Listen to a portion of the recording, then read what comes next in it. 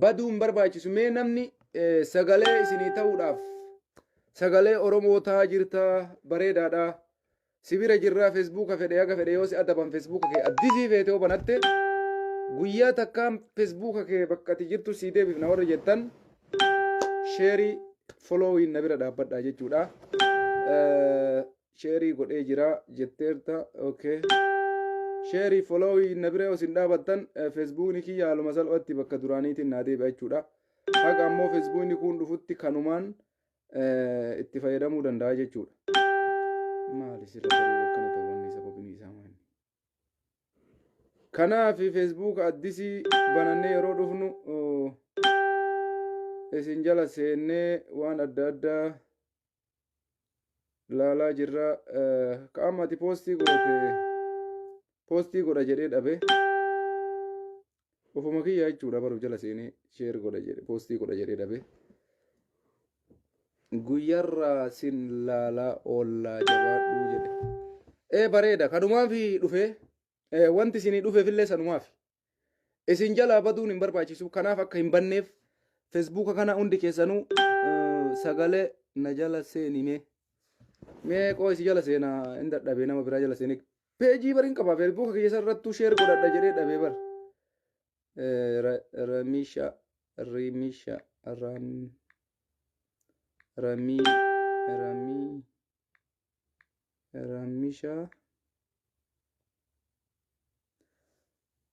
follow godha dafii dubbadhu waan waanuma abbichuu san isinii fidee dhufe keessattuu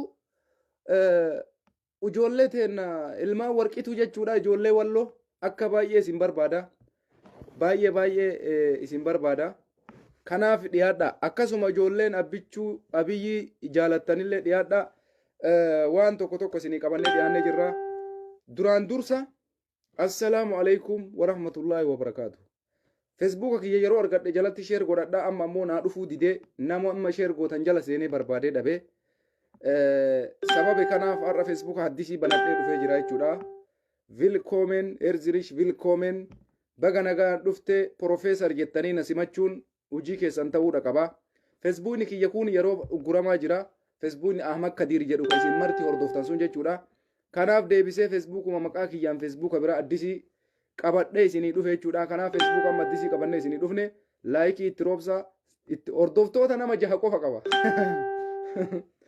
dhugaa isinitti baari hordoftoota foloo jechuudha foloowii nama 6 qofa qaba wayita amma anaasaa geessee irraa bahu yoo xiqqaate nama 809 takkaa qabaachuu qaba jechuudha hordoftoota nama 6 qaba amma wayita laayivii seenu kana nama 6 qofa na hordofa hin jiru waan ta'eef addisiidha feesbuukni qabaname kanaafi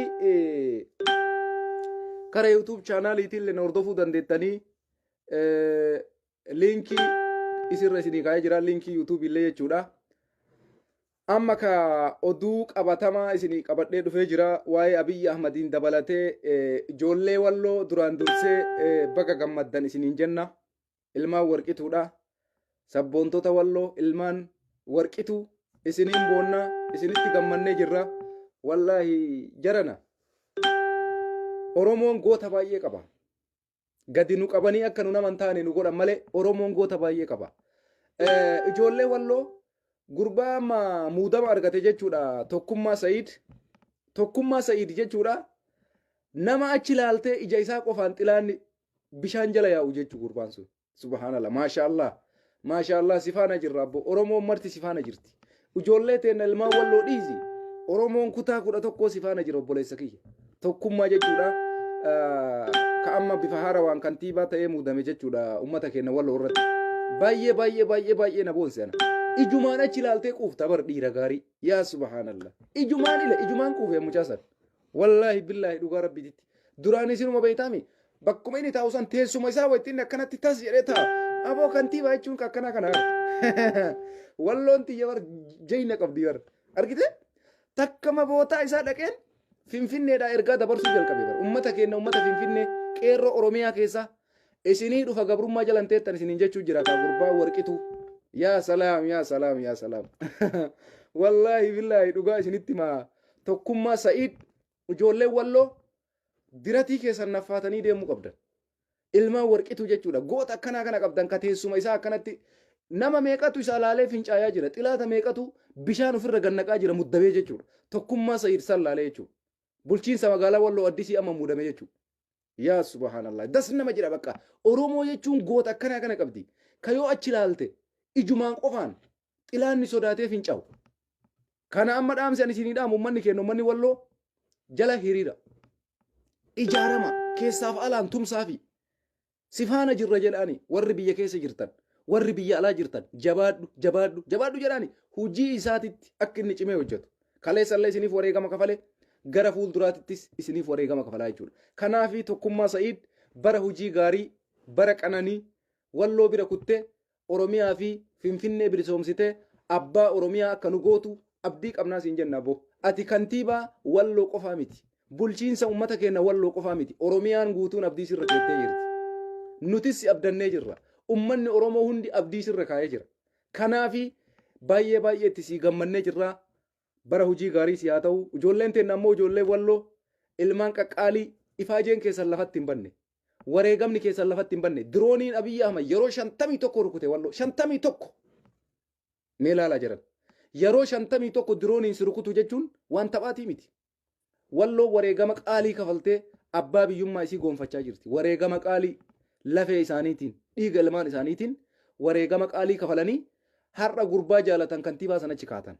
Kanaafi feesbuukni kiyya kun haarawaa hundi keessan akka dhuftaniin ilmaan Oromoo qaqqaaliin warri nu jaalattan warri feesbuuk Ahmed Kadiir durii na hordoftan warri karaa yuutuubiitiin na hordoftan warri feesbuuka baalee biyyaan na hordoftan follow itti naa godha. Laal follow itti godhii feesbuuka kana guddisi sagalee isinii ta'uuf duuban deebinu dhugaa jirtu himuuf duuban deebinu haqa jirtu dubbachuuf duuban deebinu. Tokkummaa Sa'iid ati dhugumatti jaal tokkummaadha. Ati dhugumatti jaal tokkummaadha siin jalaa. Dhugumatti jaal tokkummaadhaati. Sitti gammadee jira Oromoon. Waytii har'a OMN akkasitti gabaasu san bulchiinsa magaalaa Walloo jedhanii wayita gabaasan. Garaan kun marti yaaqii osomaan dhugin na qabbanaa'e bar. Wallaahi billaahi garaan kun na qabbanaa'e yaa rabbii kiyya. Guyya magam Oromoon nama ofii jaalatte bakka buufatti bakka kana qaa. Bilisummaa jechuun kana bar. Dhandhamuu jammarree jirra jiran bilisummaa dhandhamuu jechuun kana bar. Muuxannee jammaraa jirra muuxachuu. Shuuf. Argite. Kanaafi ka'anii nagana gammade ijoollee Walloo isin maaltu isinii dhagaa. Kadheen gadda waraana isin irratti rabsanii birgeed Mililik jedhanii birgeed Tedros jedhanii waraana isin gallabsanii ilmaan teessan makiinaa keessaa gadi guuranii mana yaalaa keessaa guuranii ijoollee teessan irratti yakka akkas godhatu san irratti hojjetan. Wayita har'a qabsoo kee ifaajjee sodaa tokko malee gaafii tokko malee qabsoo kee galmaan geettee nama ofii jaalattu achi kaattee miidiyaan addunyaa guutti miidiyaan Oromoo qabu har'a bar obboleessa kiyya bar tokkummaa Sa'iid har'uma miidiyaa addunyaa mara bira ga'e bar. Wallaahi billaahi an dhuguma rabbiitti gammadee siin jaa bar gammadee wallaale ijoollee Walloo. Yeroo OMN isa fidee dhufe yeroo kaleessa miidiyaan Tigraay akkatti jala deemee haasaa waraabsisu. Aboo kun eessa jedhe gurbaan yoo an soba jedhu adaa'in uffata waraanaa uffatee jennaan wallaalchise beeka nama duraan beeku. Yaa salaam jedhe bakka hin gammade keessaanis ijoolleen naa erganii turan. Amma laala inni miidiyaa addunyaa gugurdatu isa hortobaa jira jechuudha. Tokkummaa sa'atii kanatti tokkummaa Sa'iid miidiyaan addunyaa BBC, Reuters, CNN miidiyaan addunyaan kun jirtu ka Arabaa biyyi isaan beekne hin jiru laale har'arraa tawaaqii ta'ee jira jechuudha. Bulchiinsa ummata Walloo. Yaa salaam. Yaa salaam ijoollee teenya ijoollee Walloo. Akkana yoo qabsaayan akka Walloo yoo lolan akka warqituu yookaan dhiisu. Amma wargaraanu qopholeessitanii bar. Wayitii asiin aarru asiin gammanna bar Oromootiyya. Yoo lolan akka Walloo yoo qabsaayan akka Walloo yoo dhiira tayan akka Walloo yoo kutatan akka Walloo. Walloon taarika galmeessite nama jaalattu achi kaatte. Yaa subhaanallah tokkummaa har'a Oromoon tokkummaadhaan wajji dhaabachuudha qaba. Isinii miti ilaala isinitti maanan. Ijoollee teenya ijoollee Walloo ta kamisee jirtu ta axaayyee jirtu ta arxummaa jirtu ta maarree jirtu ilmaan Walloo osoo hin taane Oromoon hundi tokkummaa jala hiriiree bilisummaa barbaadaa. Nuti nama qabsoo Oromootiin deemu Oromoo ta'ee kamiifuu dhugaa sitti maan tokkummaan dhufee pirezidaantii mootummaa naannoo Oromiyaa yoo ta'een barbaada akka Profeesar Ahmed Cululleetitti sitti maan walloon osoo hin taane Oromiyaa dhufee akka Oromiyaatitti pirezidaantii mootummaa naannoo Oromiyaa yoo inni ta'e ittiin boona waan danda'een qabeenyaan yaadaan hin tumsaaf dhiirri akkanaa kanan nu bulcha malee goota akkanaa kanan na bulcha malee abbaan fedhe ka ergatu nan bulchu tokkummaan dhufee yoo mootummaa naannoo Oromiyaa ta'e wanni isa daangessu takka illee hin jiru namni isa dura dhaabachuu danda'e takka illee hin jiru ilma Oromoo qaaliidha dhaabanni isaa qofti nama gaya waan xilaanni akkanaa ilaalee amma nama meeqattu rifatuu keessa gale akka miidiyaan OMN fi kaleessa miidiyaa Tigraay irratti baasanii bulchiinsa kantiibaa Haarawaa Walloo jedhamee gabaafame innumaayyuu feesbuukni ajandaan isuma ta'eyyuu bakka homa jennee ibsinuu dhabne an akka kiyyatti gammadee wallaale wallaahi billahi maaliif kana isin hin jaabeeytanii ijoolleen teenya ijoolleen Walloo baga gammaddan wallaahi billahi dhugumatti dhiira isin dhuguma dhiira ilmaan Walloo beekaa dhiirummaa keessa dhiira dhugaa ta'uu keessa liqimsa fudhadha quudhadha nuyyuu isinii quudhannee jirra Walloon dhiirummaa qofaa miti dhiira dhugaati isin dhiira dhugaa ulaagaa dhiirummaa guutte jechuun isin ummata namaatii isaa mootummaan biyya tokko bulchu taarika keessatti dirooniidhaan yeroo 51 rukutee harka kennuu dide waraana biyyi sun qabdutti bobbaasee harka kennuu dide har'a dachiisaa bilisa baasee ofiin bulchaa jira dhiira moo dhiiraa miti Walloon aboo dhiirri isin caalu hin jiru Oromiyaa keessa isin dhugumatti ilmaan warqituuti dee wallaahi billaahi hundaayyuu kottaa fudhadha kottaa Oromiyaa hundaayyuu namni isin dura dhaabatu hin jiru kottaa Oromiyaadha jedhamtee mi kottu bakka feete dhaqi fudhadha kottu wallaahi billaahi fudhadha maaliifi waytii ummanni Bahardaar irraa dhufe Biraanuun Naggaa dhufe Daani'el Kibriit dhufe Oromiyaa keessa buna Oromiyaa qamadii Oromiyaa garbuu Oromiyaa itti safaatu ijoolleen teenya dhiirri Walloo keessaa baate jegni kun dhufee Oromiyaa keessaa qabeenya Oromiyaa nyaate maal ta'a ambuu nyaataa jira bar obboleessa kiyya bar ambuu nyaataa jira Walloon har'a ufii keetii qofa bilisa baatee nu bira hafuu hin qabdu ufii keetii qofa bilisa baatee nu gatuu hin qabdu waattu natti dhagayame amma bakka ummanni keenya ummanni Walloo hamilee nutti hortanii jirtan hamilee horadhee jira nama maaliif hamilee horadhaa tokkummaa sa'ii dabalatee ijoollee qaqqaalee akka isaa sabboontota meeqatu har'a ummata keenya Wallootiif muudama argatee ummata isaanii tajaajiluudhaaf qophaa'an lubbuu isaanii wareeguudhaaf ummata qophaa'e ummata kaleessa lubbuu isaa qabsiise saba kana dalagaa turedha sheer godhaa feesbuukni kun haarawaa ilmaan Oromoo warra nu jaalatan biraan nu gaya warri nu jibban illee haa dhaga'u itti fida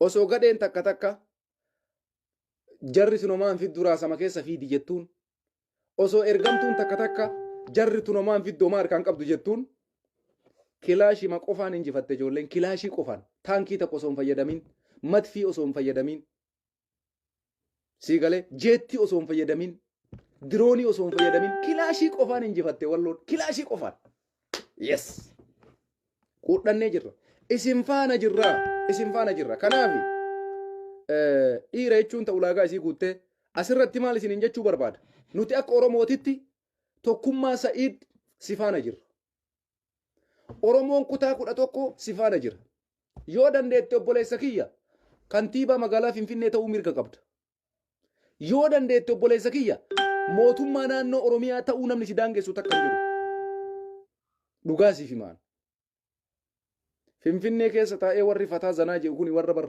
Oromummaa balleessuudhaaf Oromiyaa diiguudhaaf halkanii guyyaa warra dalaguudha bara ati yoo dhuftee Oromiyaa bulchite si quccaa Walloon bulchuun si waan diqqishu bara Walloo miti Oromiyaa waan jedhamtu kutaa 11 yoo bulchite Oromoon mataa ol qabatee deema boonee jiraata alaabaa isaa qabatee kabajamee jiraata kana si hawwaan obboleesso kana si hawwa Walloo bira guttee Oromiyaa akka bulchitu hawwisiif qaba Walloo bira guttee kantiibaa magaalaa Finfinnee taatee akka Finfinnee bulchitu abdii si qaba kanaaf kana galmaan ga'uudhaaf anis gahee kiyya ba'uu qaba atis gahee kee ba'uu qabda keessattuu ijoolleen teenya Walloo warri injifannoo kana dhuunfattanii nama ofii jaalattan quba keessaniin harka keessaniin kanatu naa ta'a jettanii nama itti amantan bakka kaayattan kana tiikfachuun eenyunni hojii keeti jabeeffachuun eenyunni hojii keeti bakka sanitti eeggachuun eenyunni hojii keeti maaliif kana jette hoo jette ijaaramu sirra jira. Ijaaramtan kaleessa amma waan duraanii caala ijaaramuudha qabdan.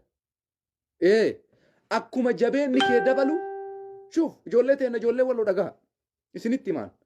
Akkuma dandeettiin keessan dabale akkuma ciminni keessan dabale warri isin falmullee dabala. Warri isiniin taagganullee dhufa. Kanaafuu waan duraanii san daran yoo duraan parsantii 10 irra jiraatan 25 35 40 50 taatanii argamuu qabdan har'a walloon. Qabsoon keessa yoo duraan parsantii 10 ture parsantii 65 ta'ee argamuu qaba sa'atii kanatti. Sinii galee maaliif kana nuun jetta yoo jettan jabaattanii jirtan. Guddattanii jirtan, uf dandeessanii jirtan. Akkuma isin tokkummaadhaan jabaattanii qabeenya keessan dhuunfattanii mana keessan irratti dachii keessan irratti abbaa taatanii nama ofii jaalattan bakka buuftan xilaanni keessan dabalaa dhufa. Xilaanni keessan baay'achaa dhufa.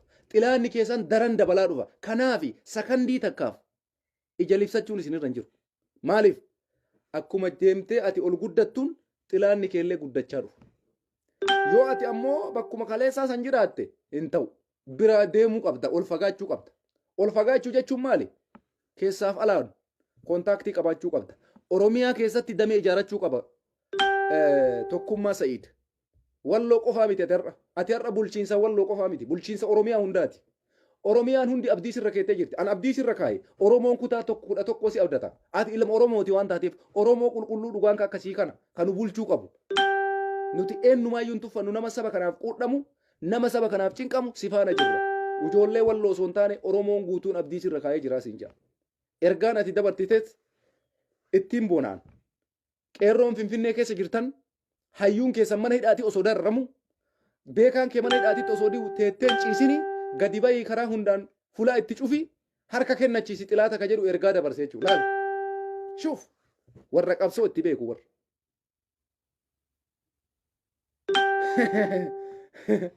Warra qabsoo itti beeku warra qabsoo itti beeku jechuun isa kanneen jechuudha. Kanaafi Oromiyaadhaafis ergaa dabarsuu jalqabee jira. Oromiyaallee dhuunfatta yeroo dhiyootti abshir. Marroo waliin Finfinnee irratti wal argitanii jaalgammachuu abbooyyee waliin Finfinnee irratti wal agartanii waliin gatteettanii mari'attanii akkamitti Oromiyaa dagaagsinaa irratti kasi waliin mari'attan isin arguudhaaf hawwii qaba. Yaa tokkummaa Sa'iid.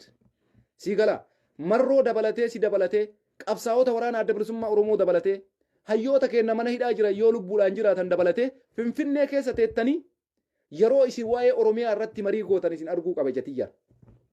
Ati bulchiinsa walloo qofaa miti bulchiinsa Oromiyaa hundaati. Har'arraa kaafnee Oromoon si abdatee jira. Kaleessallee abdii sirraa qabna daranuu amma hamilee godhannee jirra. Bakka nu barbaannu jirta har'a. Bakka san jabeeffachuudhaaf ammoo hojiin kiyyaa fi keeti ka Oromoo hundaati jechuudha. Sini gala hojiin kiyyaaf keeti ka Oromoo hundaati jechuudha. Oromoon hundi tumsuufii qaba.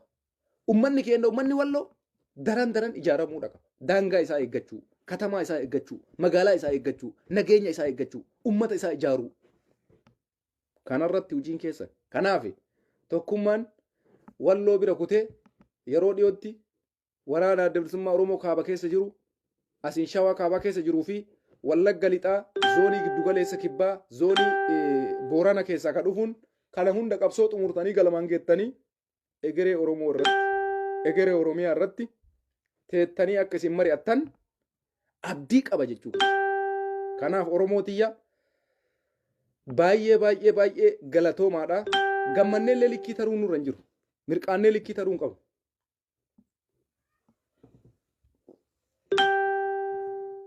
Sinii galee gammanneellee gammachuu keessa tarree of wallaaluu hin qabu. Sababiin isaa qabsoon ganaa hafe ammas hin xumuramne. Qabsoon ganaa nu hafe. Ganaa fuulduratti deemaa jirra. Qabsoo fuulduratti deemaa jiru kana galmaan gahuudhaaf jajjabee akka tokkummaa kana nu barbaachisa. Bulchiinsa jechuun isa kana bara laalme. Bulchiinsa jechuun isa akka tokkummaa Sa'iid kana. Bulchiinsa jechuun isa akka jaalmarroo kana. Bulchiinsa jechuun isa akka Jawaar Muhammad kana ka qaallitti jiru. Bulchiinsa jechuun isa akka Baqqalaa Garbaati warra qaallitti jiru. Kana bulchiinsa Oromoo jechuun. Si gala. Yeroodhaaf malee tokkummaa Sa'iid walloon bulchu. Garraadha inni. Ummata keenya walloo ka bulchu ijoollee jira ijoolleen biraa. qaqal'oota ija barbadaattu jira ta walloo hoggantee bulchitu inni oromiyaa finfinnee naanna kanniin irra jiran bakka isaa yeroon dhufaara warama gara naandee bakka akkanaa tanaan isaan hawwan walloo jechuun sirriidha iddoo dhaloota isaati jalqaba namni qe'ee ofii bilisa baasee gara oromiyaa hundaatti deema sirrii godhe oromiyaa hunda bilisa baasuuf itti fufa jalqaba ammoo mana ofii qulqulleessaa alatti deeman jechuudha kanaafi walloo osoo hin taane oromiyaa isaa hogganu arguu qabna ija keenyaan tokkummaa sinii galeemi kana abdiin keenya kana waan ta'eef kanaaf ijoolleen teenya ijoolleen walloo bakka gammaddan gammachuun teessan qofaa miti teenna hunda isin oromoo ta'uun an akka tokkotti gammadee akka irriba bareedaa rafuna godhe kana caala wanni jira wanni barbaachisu hin jiru kanaafi waa'ee tokkummaa irratti kanuma irratti isinii dhaabaa inni biraa waa'ee waraanaatitti isinii dabra waraanni akkuma isiniin jenne dabra sinaa kutee jira informishiinni maaliif dhufuu dhabee jennee har'a isin gaafachaa turre haga ammaatitti informishiinni akka hin kennamne mootummaan Itoophiyaa gaazexeessaan tokko akka TV waraabne akka ergaan takka hin dabarfamne akka waan abiyyiin keessa jiru wanni takka hin dhagayamne godhanii ukkaamsanii irra oolanii guyyaa har'aa jechuudha amma maaltu deemaa jira abiy ahmed fonqolchi irra godhame aangoo irraa kaafameera waraanatti ka ergesisaanu nam tokko waraanaa iyyuu hin deemne biyyarraa bahee baqatee jiraa jedhan dirreema waraanaa sanuu hin deemne biyya gadhiisee kutee jedhan si gala gariin ammoo eltiraan bahee jedha kun eltiraan bahee jedha kun dirree waraanaa jira jedha kun ammoo enumaayyuu hin jiru aangoo gadhiisee jedha amma waa takka sitti himuu deema oromoon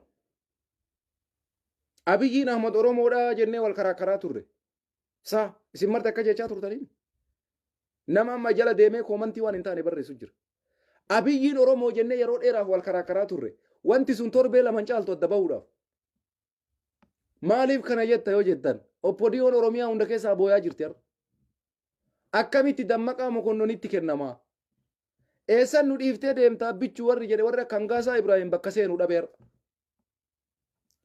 eessa deema muummichi ministeeraa nu gatee warri jedhaa ture har'a bakka seenuu dhabe Hangaasaa Ibraahim jechuudha fakkaattonni akka isaa Mustafaan inumaayyuu liivii dhuunfatee liivirraa gadi bu'u achuma taa'ee abbichuun akkana jedhe jedhaa duula juntaaf shanee jedha kana koomantii qabateen dhufa ijoolleen miskiinni akka takkatti asandaaboo kun hiriira galanii jala dacha'anii ilaalan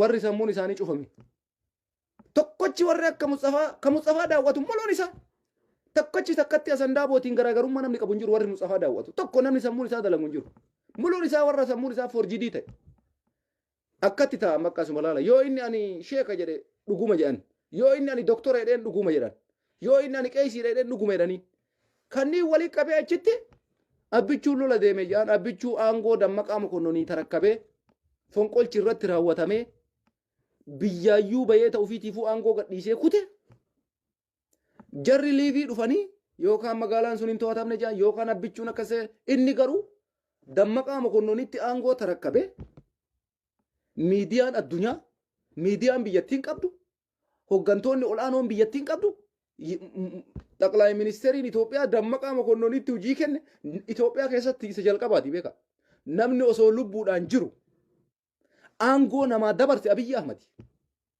mee laala jiran osoo lubbuudhaan jiru ati hogganii jedhee namni aangoo namatti mangistuun gaafa lola deemu akka amma dammaqaan godhe kana godhe no mangistu Haile Maariyaam gaafa lola deeme xaqlaay ministerummaa isaa nama biraatti hin kennanne jaran Abiy Ahmed fonqolcha irra raawwatame amanaa fudhadha inni sammoo si ajjeefnamoo kaatee deemta jedhaniini dirqamsiisanii oofan si ajjeefnamoo lubbuu kee fuudhattee asii deemtamoo jedhaniini sossodaachisanii biyya gadhiise namichi tokko Abiyyiin hin jira dirree lolaa wayitu hin jiru maaliif Abiyyiin dirree waraanaa ka jiru maaliif gaazexaan tokko gaazexanyaan tokko akka dhaqeetini waan takka viidiyoo takka waraabne maa dhoorgame footoo takkatti kaasaa ergame footoma takka hin jiru Abiyyi aangoo gadhiisee jira ana maaltu natti dhagayame Abiyyiin Oromoo miti jechaa ture namni baay'een Abiyyiin ilma Oromootii miti jechaa ture namni baay'een Abiyyiin Oromoo bakka hin bu'u jechaa ture suni sirri garuu Oromoo miti ka jedhee jira inni ammoo an dhufee Oromoodha nuun jedhe amma kanarratti waa takka sitti himuu deema Oromoo waan garaa nama nyaatu sitti marage Abiy Ahmed jechuun aangoo kanatti ka dhufe akka taphaatitti miti lafee fi lafeen ilmaan Oromoo itti cabde ijoollee kumaatamaan kararratti ajjeefamte dargaggeessi Oromoo kumaatamaan kararra ciciise barataan Oromoo mana barumsaa keessaa fuudhamee ajjeefame kana mara ifaajee Oromoon ilma Oromooti jee aangoo isatti kennate inni sammaraa dhiisee hayyuu Oromoo hidhee artistii Oromoo ajjeese waggaa sadiin kana keessatti maqaa shanee jedhutti maxxanse Oromoo kutaan qoodee Oromoo gandaan qoodee Oromoo tanaan girrisaa jedhee takkaan culullee jedhee takkaan dhaddee jedhee takkaan arbanyoochiidha jedhee maqaa garagaraa nuu moggaasee walitti nu naqaa ture kuni ganda sanii baye jedhee ani waan kutaa sanii dhufeefi jedhee ani waan ganda sanii bayeefi jedhee Oromoo gandaan waliin naqee amantii waliin naqee waan nu ficcisiisaa ture isa dhumaa irratti maal godhe gali jennaan kal'oon gaatee loonii galte jedhan Abiyyiin Oromoodha nuun jettanii nu ficcisiisaa baatan Abiyyiin Oromoodha jettanii dhugaa jiru affantanii inni abbaa ufii gadi fuudhee addabaabayii irratti yeroo ajjeesu maaliif abbaa isaa ajjeesettaniif gaafachuu dhabdanii addabaabayii irratti abbaa ufii gaafa inni ajjeesu jechuudha mistirri isaa dubbiin isaa akka ifan baaneef jecha abbaa isaa ajjeesee dubbii maalummaa isaa dhoysee Oromoo gandaan qoodee Oromoo kutaan qoodee ati waan gadaboodha ati kuulloodha ati maarreedha jedhee ummanni keenya wal fixee warri akka taayee danda'a gadi bayee girrisaa nuun jedhee culullee nuun jedhanii maqaan nutti hin baafamin jira kana eenyu nurra dalage Abiy Ahmed amma isinitti himuudhaaf deema waan haasaa kana mara isin haasa'eef tokko Abiyyiin maaliif aangoo gadi dhiisuu danda'e maaliif fonqolcha mootummaa ofirratti raawwachiisuu barbaade maaliif aangoo isaa guutuu Dammaqaa Mokonnonii kennee ta'ufiiti allola deema jedhee dhokatee biyyaa bahe sababiin isaa maali Oromummaa isin jettan kana waan haga kottee qeensaa tanan qabu Abiyyiin waa'ee Oromoo hoga kottee qeensaa tan sababiin isaa maaliif dhugaan kana caaltu adda bahuudhaaf deemti isinitti ma dhageeffadha Oromoo osoo ta'e har'a dubbiin jabaatee jira lola kan akka injifachuu hin dandeenye hin beeka lola kana keessaa bahuu akka hin dandeenye hin beeka maaliif itti siqee hayyoota Oromoo mana hidhaa jiran jarana ka dabre amma maal haa goonu falli maali kaleessa isin tuffadhe isin jalaa dhagahuu dide amma booda mee akkam haa goonu jedhee maa mari'achuu ni dhabe marii mari'ateenii waan jari jedhanii maa hojitti hiikuu dhabe xayyib eega Oromoo ta'e Oromootu dhabame maaliif fuudhee aangoo Dammaqaa Mokonnonii dabarse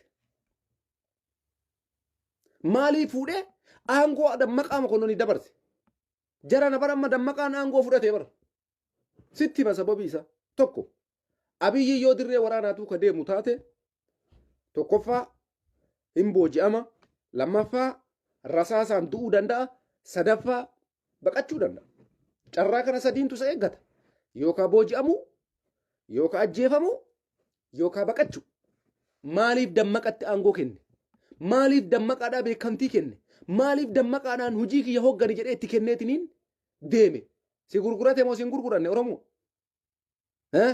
si gurgure moo si hin gurgurre oppodiyoo dullatti dhaabata si gurgurate Abiyyiin dhaabatatti lakkana kach godhee birrii miiliyoona meeqa isin gurgurate isin biraa deeme isin ammoo ni booji'amtu malee hin baqattan biyya keessaallee oppodiyoo Abiyyiin ammoo dhaabatatti isin gurgurate akkatti birrii akka birrii nuti kaleessa jalaa garagal kaleessa isa akka inni Oromoodhaa bu'aan buufne beeknee jalaa garagallee bara inni oppodiyoo dhaabata gurgurate dhaabatatti birriitti chak godhee dhaabatatti jarri ammoo Abiyyiin lola deeme lola waalii deeme aangoo isaa tarakkabee miidiyaa addunyaa maratu irraa dubbataa jira harka xilaatummaan kana caale jira namni akka Abiy Ahmed Oromoo jibbu hin jiru namni akka Abiy Ahmed Oromoo jibbu hin jiru addunyaa kanarra namni akka Abiy Ahmed Oromoo diiguu barbaadu hin jiru addunyaa kanarra ragaa qabatamaa sitti himaa sila har'a sa'aatii kanatti Profeesar Mararaa Guddinaa dubbisee wajjin mari'achuu qaba hayyoota hidhaa mana hidhaa jiran wajjin mari'achuu qaba jarana an ilma Oromooti homa fedhellee yoo ta'e hamtuu isinitti yaadu bakka dubbiin harkaa bahee jira waraannis bahe Oromoonis xilaatanatti ta'e kun asiin qawwee hidhatee natti deema kun asiin natti deema anis qaata ajjeesee galmaan gahuu hin dandeenye falli jiru maal haa goonu jedhee sila hayyoota Oromootiin mari'atee Oromootti harka kennatee fala tokko barbaada ture sila inni maal godhe Dammaqaa Mokonnonii aangoo kennee lola deeme Yoo abiyyiin achitti du'e eenyu aangoo fudhachuu deema beektu? Eenyunni itti kenne fudhatee bar dammaqaan aangoo. Abiyyiin hin jiraataaf hin jiraatuun hin beekamu amma booda. Maasaraa mootummaa keessaa eeginni gadi ba'e waa meeqatu qopheeffamee fi eeggamaa jira. Yeroo inni manatti ol deebu shira meeqa itti xaxamu. Waraana dhaqee yoo inni deebu dammaqaan calliseetuma ciisaa fi jirati fakkaata. Uummanni Amaaraa kun seenaa isaanii keessatti nama ajjeesanii fudhatan aangoo. Nama ajjeesanii aangoo fudhachuun aadaa isaaniiti. Sitti himna seenaa gabaabduu. Mangistuun dargiin jechuudha. Hayila Sillaasee ajjeese teessoo ofii jalatti awwaalee aangoo fudhate. Amma dammaqaan mokonnon abiyyiin ofii isaatii kenneef iyyuu hunda'uma aangoo. Amma booda deebi'ee hangaasaa dammaqaa irraa aangoo fudhadhaa hin danda'u abiyyiin. Inumaa yaadamu kun. Ani maaltu natti dhagayame kan nuti marti maqaa abiyyiitiin ilma Oromooti jennee wal fixaa baane, wal arrabsaa baane, wal diqqeessaa baane. Santu natti dhagayame. Inni akka Oromoon ta'in lafuma nuu kaa'e.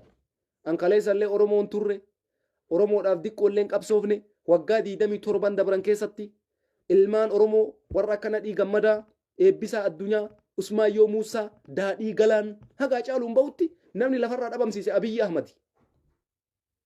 Hunda isii ijoollee amma isin beektan tana wayyaaneen takkatti hin ajjeefne.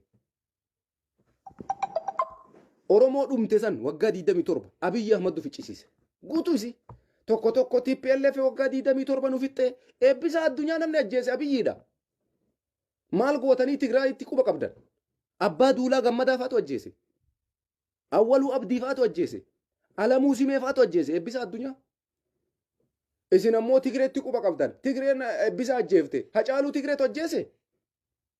Yaa Oromoo inuma gowwoomanne inuma siyaasni nuu galuu dide isa dhumaa irratti waan takkatti waadaa seennee gadi baane.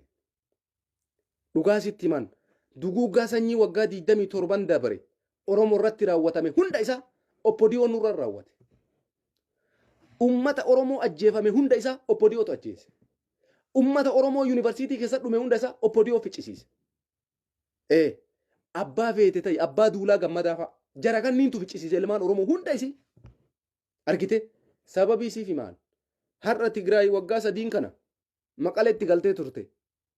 Daqiiqaa takkaaf duuti Oromoo irraa dhaabbatte sakandii takkaaf hidhaan Oromoo irraa dhaabbate Oromoon halkan takkaaf fuura baafatee bulee beeka. Alaabaa adda bilisummaa Oromoo alaabaa abaa'oo kana jechuudha. Wayyaanee waggaa 27 abaa'oo jettee ittiin uummata keenya hidhaa turte. Oppodiyootu dalage sanis. Amma Abiyyiin Ahmed alaabaa tanaaf jecha Oromoo meeqa ajjeese? Alaabaa tanaaf jecha Oromoo meeqatu hidhaa jira? Alaabaa tanaaf jecha Oromoo meeqatu afarii nyaate? Yaa Facebook addisii dabal kun. Facebook ammoo baname. Direkti Facebook kana sheer godha. Maatii godhadha. Facebook sa'aatii ammaa kana haarawaa banamee isinii dhufeera. Maaliif Facebook 5-6 banachuu barbaachisa waan ta'eef follow godhaa Facebook kana. Oduu bareedduu akkanaa isinitti himna. Dhugaa jirtu itti himna uummata keenya amma booda. Haqa jirtu isin fudhachiifne sharriin bakka jirtu isinitti himne haqa qabattanii akka qabsooftan isinitti himna jechuudha. Isinii gala. Abiyyiin Ahmed alaabaa kanaaf Oromoo ajjeesaa jira moo ajjeesaa hin jiru? Mee deebii tana naa deebisaa ijoolleen oppodiyoo. Warri bilisiginnaa deeggartan. Alaabaa adda bilisummaa Oromoo kanaaf nama meeqatu hidhaa jira? Alaabaa adda bilisummaa Oromoo kanaaf nama meeqatu du'aa jira? Isin ilma Oromoo teettanii isaaf jecha quba nagaggara galchita. Nama alaabaaf jecha si ajjeesu. Tayyib Tigree waggaa 27 alaabaaf jecha Abiyyiin maan nu godhaa jira? Yaa akii ofiin gowwoomsin, ofiin sobin, ofiin hin taphatin. Abiyyiin Oromoo miti. Aangoo isaallee obboleessa isaati dabarse. Dammaqaan obboleessa isaati. Abiyyiin ilma Oromootii miti. Amaara jaalattee jibbite. Oromiyaa keessa guddate ittiin nu cabsuudhaaf godhan Oromoo ittiin qabuudhaaf godhan. Waan isaan jedhaniin hujitti hiike gandaan nu qoode, kutaan nu qoode, walirra nu bobbaase, amantii waliin nu boose, gosaan waliin nu buuse, gandaan waliin nu buuse itti milkaa'uu dadhabee haakira irratti nyaatamee obboleessa isaati aangoo kennee hayyuu ati qabdu hidhatti wali guuree isin hayyuun kiyya bor ajjeefama. Rakkoon bakka akkasiitiin ba'e qaallitti rakkoo jira. Isin kana haasoftan. Inni ammoo maal godhe? Ifaajee isin ifaajanii waggaa 27 wareegamtanii fiddan dammaqaa mokonnonii tarakkabee ta'uufiitii biyyarraa baqate jechuudha. Dirree waraanaa wayituu hin jiru Abiyyi. Dhugaa isinitti himaan. Abiyyi wayituu lola wayituu hin deemne. Aangoo tarakkabee fi obboleessa isaa dammaqaa. Jarri ilmaan obboleeyyan tokko Abiyyiin Amaara qulqulluudha. Daani'eel Kibriit tokko jarri kun tokko kanaaf har'a obboleeyyan ufiitii aangoo deebisee jechuudha. Oromoo keessaa caaluu ajjeesee mee waa'ee mililik abiyyi bira dubbadhume hin dandeessu. Daqiiqaa takkasiin kennu waa'ee mililik ati dubbannaan abbaa isaanii waan ta'eef haasaa isaa keessatti ya abbaatochi bootaan ya abbaatochi taariik hin dagmaalleen jechuun alatti waan biraa dubbata. Mee dhageeffadhaa miidiyaa hundi isaanii amananii fudhatan abiyyiin kenna jedhanii fudhatan. Oromoo noo ilma Oromooti. Har'a obbo Diyoo gurgurate ka. Essayyo baga isin gurgurate. Baga birrii lamatti isin gurgurate. Waan saamunaan bitattan isin hin kennine abiyyiin har'a lafatti isin gatee isin biraa lixe. Waan saamunaan bitattan yaa obbo Diyoo najisitti. Ganaa gola keessaa si guura marroon dhugaa sitti himaan. Tokkummaa Sa'iid walloo irraa kaasee haga Oromiyaa dhufe takka takkaan goda keessaa si guura leenci warqituu keessaa biqile. Marroo faa waliin achii marroon sitti as muddaa jira asii sitti ol muddaa jirra. Obbo Diyoo booji'uudhaaf qophoodha waraanni adda bilisummaa Oromoo. Carraan keessa nama san malee hin jiru. Sinii galee obbo Diyoon takka takkaan booji'amtan malee isin waliin hin araaramnu. Abbaa feetan ajjeesaa abbaa feetanidha. Wanni fedhe haa dhufu abadan. Ufduu bandee Oromoon har'a. Sii galee goota baay'ee dhalchite Oromiyaan. Goota baay'ee biqilchite dachiin Oromoo. Abiy Ahmed ammoo baga shirri isaa jala cabe. Baga Oromummaa kee ati nu cabsaa baate har'a guyyaa takkatti keessatti ifa bahe dubbiin. Fuudhee obboleessa ofiitii tarakkabe aangoo fuudheetuma. Tokko maal jedha abiyyi dubbiin kokkee galtee hayyoota siyaasaa hiikee Oromoo wajjin mari'ata. Akkasii wanni akkasii hin jiru. Oromoo miti namichi. Oromoodha jettani obbo Diyoo gurguratee biraa kuti birritti gurguratee kachi godhee birrii walitti rakkabatee bahe. Si gala kanallee fudhattanii miti obbo Diyoo gurguree deeme abiyyiin gurguree birritti laakkaate. Oromummaa isaa ammoo har'a addasii baate moo addasii hin baane Oromoo. Abiyyiin osoo dhugumaan akka isin jettan san Oromoo ta'e wallaahi silaa gayoonaa ta'een akkatti ilaalu. Silaa qaata Jawaar faa ta'ee Profeesar Mararaa Guddinaa faa ta'ee itti siqee waliin mari'ate aangoon kun ka Oromooti. Oromoo akka aangoon kun hin baane jedhee silaa Jawaaris siqee koottu obboleessoo nu baraari. Atuu mataa keetiyyuu itti tarii waan tokko godhe jedheeni silaa waan kana hojitti hiika malee Abiyyiin Ahmed waa'ee Oromoo waan takkuuf keessaan qabu. Kanaaf akka misxirri kun badheen baaneef abbaa ofii ajjeese Abiyyi. Abbaa ofii harka ofiitiin Finfinneetti waamee wanni galaafateef ilma eenyu akka ta'e qoratamee gulanatti ifa baya waan beekuuf dhabamsiisee jechuudha akka informeeshinii isaan hin argamneef. Kanaaf har'a Daani'eel Kibriit, Biraanuu Naggaa, Andaargaachoo Tsiggee, Taammaanyi Bayyanee jarana saahibni isaa eenyunni uummata Amaaraa malee. Kanaaf haaluma salphatti ciqicciqii tokko malee dammaqaa mokonnoonii aangoo tarakkabe ta'uufiiti ani dirree waraanaa deema jedhee ijoollee miskiina waraanatti bobbaasee muummichi ministeeraa tuulola deeme jedhee uummanni kun waraanatti haa dhumuuf jecha ina meelaala tooftaa isaa ta'uufiiti biyyarraa baqata ijoolleen miskiinni abiyyiinuu lola deeme anillee lola deema jedhee achi dhaqee achitti booji'ama daa'imni kun achi deemee achitti du'a. Wanni inni dalagee kanuma Oromoo lafarraa fixuu Oromoo dhabamsiisuu kaayoo isaati. Kanaaf jaran wanni marti adda isinii bahee jira. Abiyyiin Oromoo miti. Osoo Oromoo ta'e dhugaa sitti madammaqaa mokonnoon amanee aangoo ittiin kennu. Gaafa anuyyuu waraana san dhaqee ol deebi'u namichi kun maal qopheessee na eega jedhee shakkuu qaba ture. Osoo Oromoo taate hin shakkine maaliif obboleeyyan waan ta'aniif amantii walirraa qaban. Obboleessa isaa waan ta'eef aangoo dabarsee kenneef yoo an du'e ati itti fufi mootummaa Itoophiyaa ta'e jedhee kenneefi biraa deeme. Yoo an booji'ame ati itti fufi mootummaa Itoophiyaa ta'e jedhanii itti kennee biraa deeme. Yoo ani biyyarraa baqadhe ati mootummaa Itoophiyaa ta'e jedhanii aangoo itti kennee biraa deeme. Abiyyiin Jawaar hiikaa cinqamee dubbiin kokkee galtee falli biraan jiru Oromoo waan akkasiin haasayin gadi bahii ka'ii bakka jirtu dammaqii qabsaa'i.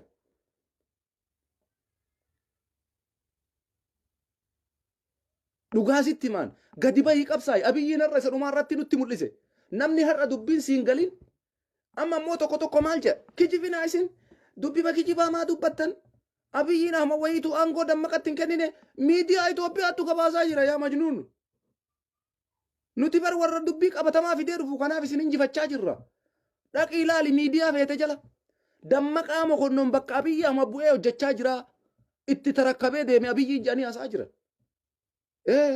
Ma Oromotti hin kennin tayyib maa calliseetu maayyuun deemin maa dammaqatti kennee deeme obboleessa isaa waan ta'eef hagana takka oromummaa wayiin qabu abiyyiin haga qeensaa kanala waan oromoo jedhuun himatu gocha isaatiin waan oromoon qabu amma ammoo akka oromoo iyyuu hin ta'in qabatamatti hime wanni isaan jimmaan fidanii achitti guddisanii akka inni achi guddatee afaan ummata keenya jimmaa haasa'ee achi booda maalaa godhuufi ummata keenya ummata jimmaa oromoo biraatiin adda baasee ani jimmaa waan dhaladhee fi ani waan kutaa sanii bahee fi ani waan akkana ta'e oromoo waliin naqu ilaalaa tokko gowwaan isaaf jecha arrabsoom hisaaba qaba hisaaban qabu ka isaaf jecha ani amantii makanaayyuu waakkadha ani amantii maayyuu hin qabu rabbiilleen hin jiru ka jedhee booyaa jiru hin jiru amma ka jedhee booyaa jiru feesbuuk arrabbee yoo abbichuun karaa godhe rabbis hin jiru ka jedhu hin jira bar nama isa nyaachisee isa obaasu eenyu akka ta'e mooji nama akkanaa kanniintu jira ka abiyyi deeggaru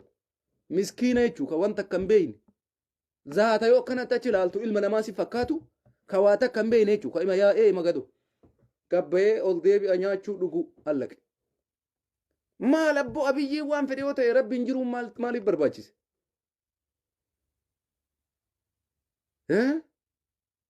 kanaaf jarana oromoo sa'atii ammaa kanarraa gadi bayii qabsoo kee jalqabi oromiyaa hunda keessatti dammaqaa mokonnon wayiituu nun bulchu oromoo dammaqaa mokonnon sakandii takkaaf achirra turuun qabu sakandii takkaaf ibsa takka nuun rabbaasuun qabu kana caala waan isiniin goonu hin qabnu eerroon oromiyaa gola oromiyaa mara keessa jirtan of qopheessa istirateejii kaayadha qabsoo keessanii dachaa abiyyiin isin kaleessa oromoodha jettanii sangaa jettanii hoolaa jettanii lukkuullee manatti isin hin hafne jettan lukkuun yaa oromoo miskiinati lukkuun manatti isin hafne bar ilma oromooti jettanii lukkuu itti dhadhaattanii re'ee qabdan re'ee manaa of saabdanii ka sangaa lama qabu tokko kennee waan ittiin qotatu dhabee qooqa bulaan turreesi abiyyiin sunarra ifaa jeeteessan fuudhee amaara kenne garuu jarri humnan qaban har'a sitti maan dammaqaan mokonnon humna ittiin nu dura dhaabatu hin qabu humna ittiin oromoo injifatu hin qabu sakandii nutti hin fudhatu yeroo muraasa nutti hin fudhatu dammaqaan dhugaasii fi maan abiyyitu adda nu cire oromoon maan bichaan uf beeytee tokkummaa ishee ajabeeffattu kanaaf amma dubbiin oromoo karaa qabachaa jirti ka wallaalee kaleessa kararraa gore as deebi ka yakka dalayde seera dhiyaadhu ana akkanuma warra yakka dalaydan dhiifamni hin jiru sitti malaala oppodiyoo isin dhiifaman qabnu ijoollee miskiina tokko osoo hin beekin dogoggortan sirreeffadha oppodiyoo isin sakandiidhaaf namni dhiifama sii godhu hin jiru dhugaasii fi wayyaa oppodiyoo laa sakandii takkaaf namni oppodiyoodhaaf dhiifama godhuudhaaf taa'u tokkollee hin jirus jiraachuufis hin taa'u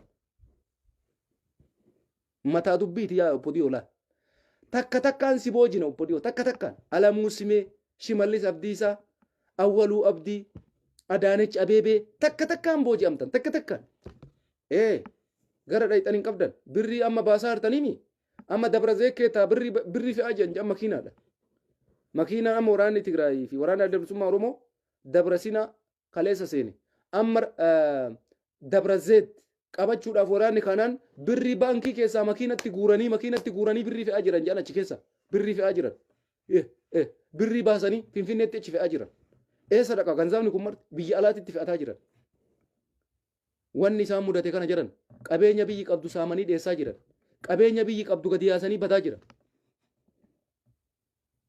kanaafi abiyyiin obboleessa isaatii aangoo tarakkabee lola deema jedhee biyyarraa baqate lola wayituu deemuudhaaf hin deemne lolli wayituu hin jiru abiyyiin loluuf hin deemne yoo lola deemes injifachuudhaaf hin deemu ni booji'ama yookaan rasaasa akkanumaan ofii isiitii guluftutu irra bu'ee qalawu isa godha ufuma isiitii osoo fiitu bar rasaasuma akkanumaan tokko utu irra bu'u kute jechuudha achi booda eenyu ta'uu eda dammaqaa ta'uu eda mootummaan Itoophiyaa itti kennee deeme ka achumaan irra gaccicha irraa ol foon qolchina malee itti cichuu hin danda'u sinitti oppodiyoon amma dammaqee koo jechuudhaaf ergamuudhaaf qophoofte bar oppodiyoon dammaqaa faarsuudhaaf dammaqii kunniin bara ummata maraataa bar oppodiyoo jechuun ummata tabalaashaa abiyyiidhaaf deeggaraa jirti sinin fakkaata oromoo waan ta'e no waan abiyyiin oromoo ta'eef deeggaraa hin jirtu jarri jarana oppodiyoo jechuun maali warra baruu barbaadaniif isinitti maan oppodiyoo jechuun nama yoo waan nyaatu argate yoo mindaa argate yoo aangoo argate waa'ee sabaa hin beeknedha tokko kana nama yeroo jalqabaatiif yeroo hundeeffamu afaan hiiki jedhanii hundeessanidha afaan hiiki jechuun maal jechuudha ijoollee biltsiginnaa isin hin galu isin nam tokko yoo fakkeenya afaan amaariffaa hin beekin afaan oromootiin afaan amaariffaa san hiikuufi akka amma maqalee keessatti ijoolleen oromoo irraa dhufan oromiyaa irraa dhufan gariin afaan amaariffaa hin beekan ati afaan oromootiin dubbatta sun afaan amaariffaatiin tigreetti si hiikaa jechuudha oppodiyoon kaleessa akka turte akkasitti fidee mallas oromiyaa keessatti jaaree yoo ati afaan oromootiin dubbattu mallasitti jarri afaan amaariffaatiin himti malee oromiyaa bilisoomsuu oromiyaa dagaagsuu oromiyaa ijaaruu fi miti bar jarri ka dhufte oppodiyoo jechuun isa kana yoo of keessaan baasin nama afaan hiiku kana nagaa argachuudhaaf hin taa'u oromoo kanaaf maaltu si barbaachisa ree jara afaan hiikuuf oromiyaa seensisan tanniin booji'uu qaba waraanni adda bilisummaa oromoo hunda isii booji'ee walitti qabee maal isin barbaachisa murtii akkamii ofitti kennitanii waggaa 27 saba kana miitanii qabeenya isaa saamtanii artistii isaa ajjeeftanii hayyuu isaa keessaa hiitanii amma falli keessan maali ka jedhu ummanni oromoo murtee barbaachisutti kennuu qaba jechuudha oppodiyoo jechuun nama afaan amaariffaa warra hin dandeenyeef warra afaan tigriffaa beeku jira afaan tigriffaa kana afaan amaariffaa hiikuudhaaf oromiyaa keessatti mallas zeenaawiin abbaa duulaa gammadaa hangafa godhee maqaalaa maqalee keessa naannoo magaalaa tamitti ijaaree oromiyaa seensise jechuudha. Jarasantu har'a nu keessatti horee dagaagee akka oromoon hin jiraanne nu godhaa jira jechuudha. Amma nam tokko waan abiyyiin oromoo ta'eef oppodiyoo wajji dhaabatte ka jedhu jira. No. Dammaqaan mokonoon amma aangoo fudhate aangoo Itoophiyaa amma muluun isii dammaqaadhaaf caffarti. Muluun isii amma waa'ee dammaqaa qofa mazmuuriin jala. Abiyyiin irraanfattee amma jarri boriif iftaa waa'ee abiyyii quban qabdu. Irraanfattee jirti. Jarri kabee kan isaan amma garaa isaanii qofa dammaqaan qofa mindaa isaanii yoo kafaleef. Mana isaan keessa galan keessaa yoo hin baasin makiinaa qulfii itti kennamte yoo qulfii irraan fudhatin hundi isaanii kanuma qofa abiyyii yaadaniiti miti waa'ee abiyyii qubaayyuun qaban isaan. Oppodiyoo jechuun isii tana haaluma salphatti oppodiyoo yoo hojiidhaan bifa isiitiin si ibsuu barbaachise oppodiyoon tana jechuudha. Jara kana har'a maaltu dhufuudhaaf deema araara osoo hin taane booji'uu booji'amtoota jechuudha. Booji'amuudhaaf yeroo eeggatan malee oppodiyoo waliin sakandii takkaaf namni araaraaf taa'e jiru. Nuti gaafa Hacaaluun nu keessa ajjeefame araara oppodiyoo waliin qabnu sarara diimaa dabree jirra jennee qayyi masmar alfu wal isa jedhan san qayyi masmarii darbite oppodiyoon. Hacaaluu ajjeesuu irratti sarara diimaa kuttee jirti. Kanaaf oppodiyoodhaa araaramni hin jiru. Ka jiru maali? Booji'anii seera dhiyeessuudha. Kana gochuuf ammoo ka Finfinnee jirtu qophaayi, ka Adaamaa jirtu qophaayi, ka Asallaa jirtu qophaayi, ka Shaashamannee jirtu qophaayi, Oromiyaa kamuu bakka jirtu sa'aatii ammaa kanarraa ol ka'ii oppodiyoo booji'uudhaaf marroo waliin ta'uudhaan jaal gammachuu abbooyyee waliin ta'uudhaan tokkummaa Sa'iid qabsaayaa kaabarraa dhufaa jiru walloo irraa dhufaa jiru wajjiin ta'uudhaan jaal sanyii giddugaleessa kaaba shawaa keessa jiru wajjiin ta'uudhaan oppodiyoo booji'uudhaaf sa'aatii ammaa kanarraa warri na dhageettan ilmaan Oromoo Oromiyaa keessa jirtan of qopheessuun dirqama keeti. Oppodiyoo jechuun isii tana sakandii takkaaf araaraaf oppodiyoo wajjiin hin teennu. Isaanis sanumatti murteessan. Osoo Oromoon abiyyiin hayyoota hiika jedhanii eeguu inni dammaqa aangoo kennee biyyarraa baafachuudhaaf haala mijjeeffataa jira. Birrii walii qabatee baqachuudhaaf. Siigalee kanaaf araaramni maa inni hin jiru. Oppodiyoo waliin araarri hin jiru. Oppodiyoon seera dhiyaachuu qabdii kanuma isin jaa. Kanaaf warri feesbuuka kana sheeriin godhii sheer godhaa. Laayik godhaa, follow godhaa, aadii godhaa, hordofa. Ergaa garagaraa isinii dabarsinaa. Kana waan ta'eef hundi keessan baay'ee isin galateeffadha. Feesbuuka haaraa hordoftoota nama 6 qofa qabu seentanii akkana laaluun keessan dhugumatti Oromoon dammaqxanii jirtan. Dammaqiinsa ajaa'ibaa keessa jirtan. Yaa salaam aleikum yaa. Kana jechuun uummata Oromoo jechuun. Abiyyiin Hacaaluu ajjeesuun, abiyyiin Jawaar hidhuun, abiyyiin Baqqalaa hidhuun, abiyyiin Hamzaa Booranaa hidhuun Oromoo hin laaffise moo hin jabeesse akka keessanitti? Hin jabeesse. Lum'ee nuu kenne abiyyiin Jawaar hidhuu. Abiyyiin Hacaaluu ajjeesuun lum'ee nuu dabale. Abiyyiin Jawaar hidhuun akka nuti oppodiyoo dhiifaman goone nu godhe. Abiyyiin Hacaaluu ajjeesuun akka nuti oppodiyoo dhiifaman goone nu godhe. Har'a agartee Oromoon takka waa'ee dhiifamaa dubbattu jirti quba qabdanii agartaniisi. Osoo rakkoon fedhe hidhamtoota siyaasaa irra ga'e Oromoon jara kanaa dhiifama godhuuf deemaa jiru hin jiru. Waan baanetti baanee gara cinneetti cinna jedhee murteessee jira Oromoon. Sii gala gara cinneetti cinnee achumaan cinna jedhee murteesse Oromoon. Jabaatiinsi kana caala jira hin jiru. Osoo kaleessa taate bakka jaran oppodiyoon nu fixuu hedduu araaramnu jaa. Oppodiyoon Jawaar fa'aa waa godhu hin jiru sunarra. Jawaar du'ee dhiisee saba kanaaf du'uudhaaf qophaa'ee jira. Yoo du'e yoo jiraate bahe. Kanatti murteessinee taa'aa jirra nu. Kanaaf oppodiyoon irra cinqamtee bakka seentu dhabdee abiyyiin biraa kute ta'uufiiti inni ka'ee jalaa lixe har'a booji'amuudhaaf of qopheessitee jirti jechuudha. Araarri hin jiru waan ta'eef. Inni biraa ammoo abiyyiidhaaf lammaffaa wanni inni nu godhe maali? Dhiibbaan inni nurratti godhe nu jabeesse. Akkamitti? Akka kaleessa waggaa 27 Oromoon nu ajjeesaa bahee ragaa nuu bahe jechuudha. Abiyyiin nu hidhuun, abiyyiin alaabaa tanaaf jecha nu ajjeesuun, abiyyiin maqaa shaneetiin Oromoo azzabuun waggaa 27 san akka Tigraay nuun azzabiin ifa nuu bahe jechuudha. Waggaa 27 dabre san akka oppodiyoon lafarraa nu fixxe ragaa ofii bahan jechuudha. Kanaaf Tigraay waliin rakkoo hin qabnu jennee wanni nu Tigraay hin dhiifne oppodiyoo irratti xiyyeeffanneef alaabaa tanaaf jecha nu ajjeesaa turte oppodiyoon Taayyeen Danda'aa fa'a, Shimallis Abdiisaa fa'a, Awwaluun Abdii fa'a. Alaabaa adda bilisummaa Oromoo qofamaa qabattee deemtaaf jecha bara. Alaabaaf jecha. Ijoollee meeqatu adda babayii irratti rashanan. Kanaaf xilaanni keenya Tigraay osoo hin taane oppodiyoo waan ta'eef xilaata keenya dhiifnee nama biraatii waa jechuun sirrii miti. Jalqaba xilaata nu keessa jiru baasnee achi booda ka biraatii walitti tarra malee osoo oppodiyoon jirtu nama biriin lolu Oromoo mooralii hin qabu. Mooralii yellawu. An dhugaa jirtu si hima jala sararee. Osoo oppodiyoon jirtu nama takka loluu hin danda'u Oromoon nama takka. Warri oppodiyoo fi Oromoo walii araarsuuf miidhamtan dhiisaasan hin jiru sun. Oppodiyoon abadan araarri ishii tokkochi yoo jiraate olaantummaa seeraa jala ooluu qofa. Kuni yaada dhuunfaa kootiiti. Abbaan fedhee na deeggaruu danda'a. Abbaan fedhee ilaalcha fedhe qabaachuu danda'a. Ani yaadni kiyya kana. Wanti biraa wanti si gammachiisu maali? Eebbifamtoota adda bilisummaa Oromoo maaltu si dhagama Oromoo? Jabaachuudha moolaafuu si mul'ata. Jabaachuu si mul'ata. Kana maaltu fide? Abiy ahmed nuu fide. Kana maaltu fide? Oppodiyoon nu hidhu nuu fide. Kana maaltu fide? Hayyuun keenya nurraa hidhamuu fide. Kana maaltu fide? Artistiin keenya hidhamuu fide. Carraa biraan qabu Oromoon marroo dabalamuu malee. Carraa biraan qabu Oromoon marroo ta'uu malee. Carraa biraan qabu Oromoon marroo makamuu malee. Carraa biraan qabu Oromoon marroo dhaatumsuu malee. Carraa biraan qabu Oromoon marroo wajji dhaabachuu malee. Marroo marii sabaa. Tana qofa fallisi baasu oppodiyoo wajji araaramaa. Jawaarirra rakkoon gayaa. Baqqalarra rakkoon gayaa. Jarri wareegamuuf qophaa'anii jiran. Simaa si cinqe. Hojii kee qofa hojjedhu. Jawaari yoo jaalatte marroo tumsi. Baqqalaa yoo jaalatte woboo tumsi. Daa'ud yoo jaalatte woboo tumsi. Antana sii dhaama. Yookaan bilisummaan imimmaaniin dhuftu hin jirtu. Bilisummaan boo'ichaan dhuftu hin jirtu. Osoo bilisummaan imimmaaniin dhufte Hacaaluu Hundeessaatii waggaa tokko boonne. Gumaa isaa baafachuu hin dandeenye. Waggaa tokko boonne haawoltii isaa ijaaruuf hin dandeenye. Waggaa tokko boonne bakka barbaannetti awwaalachuu hin dandeenye.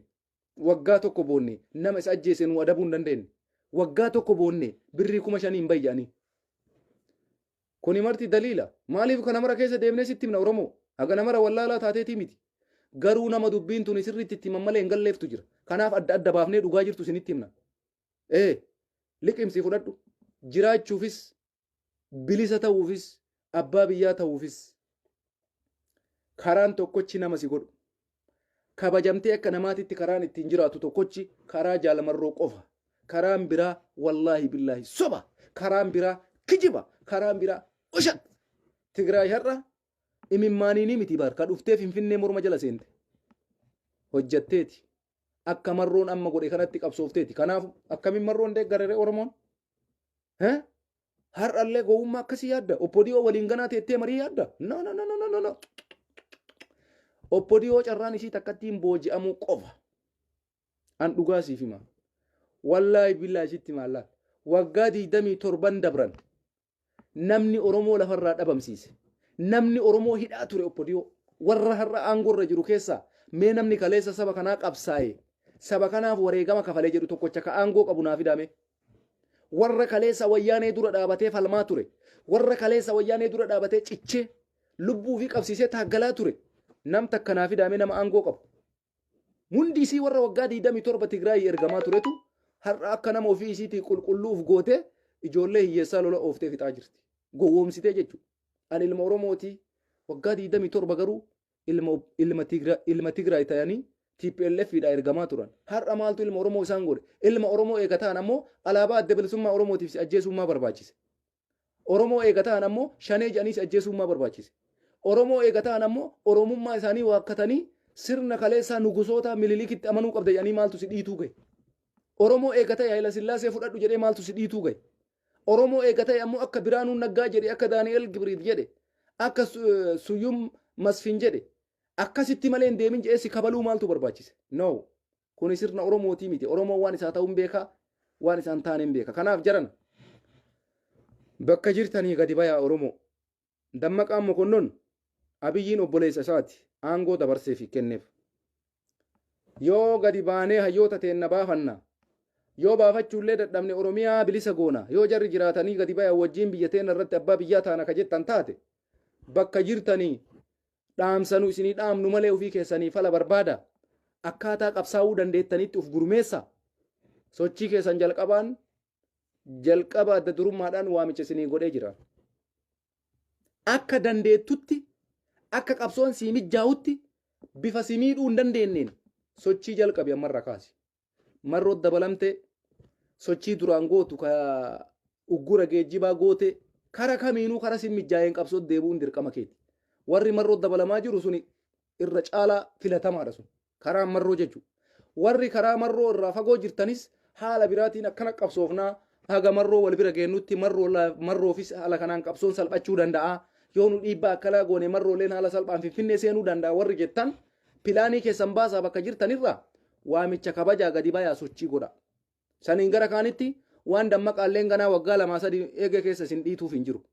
Dhiinnee guyyaa takka osoo hin achiin buliin achirraa dhabamsiisuun dirqama kenna jechuudha. Nuti abiyyii dura ka dhaabanneef haa dammaqaan nu bulchuufi miti.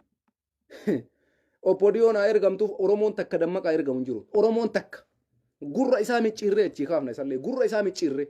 Kanaaf hin jiru wanni akkasii. Oromoon dammaqisiin jenna halkan takka achiin bulchuun halkan takka bilaasha isaati halkan takka hin yaadamu sun. Oromiyaa irratti amma booda abbaan fedhe dhufee akka barbaadetti ilma Oromoo alaabaa adda bilisummaa Oromoo maa qabatte jedhee ajjeesa nam takka nam tokko dammaqaan hin dahum akka sakandii nutti hin fudhatu malee.